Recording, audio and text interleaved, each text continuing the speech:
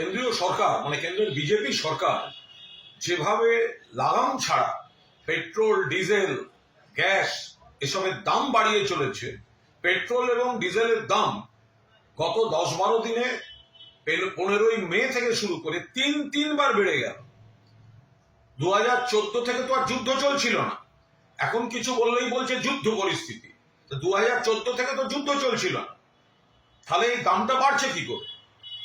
আর যদি যুদ্ধ পরিস্থিতি থাকে বিকল্প ব্যবস্থা হয়নি কেন? এটা তো কেন্দ্রের নীতির ভুল।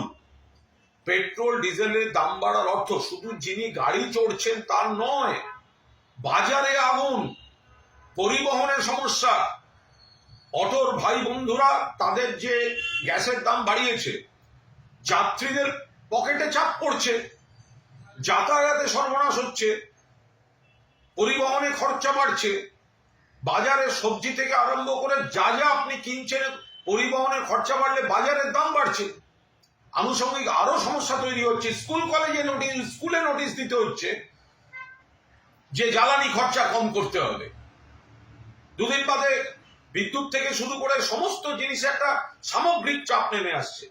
এই পেট্রোল ডিজেলের দাম ঘুরে ফিরে কর্মসংস্থান থেকে শুরু করে মধ্যবিত্ত নিম্নবিত্ত শ্রমজীবীর বাজেট খরচ সবের উপর চাপ দিচ্ছে কেন্দ্রের এই বিজেপি সরকার।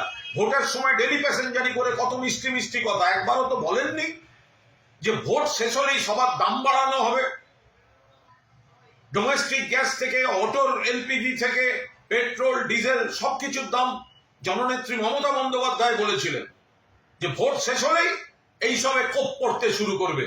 ভোটের আগে যারা এসেছিলেন তারা তো মানুষকে বিভ্রান্ত করে গেলেন, তারপরে এখন তারা মানুষের উপর চাপ বাড়িয়ে দিচ্ছেন। সর্বভারতীয় তৃণমূল কংগ্রেস পেট্রোল ডিজেল সহ সব রকম জ্বালানির মূল্য বৃদ্ধির তীব্র নিন্দা করছে এবং পার্টি যথাযথভাবে বিষয়টায় নজর রাখছে এবং যথাযথ ব্যবস্থা নেবে।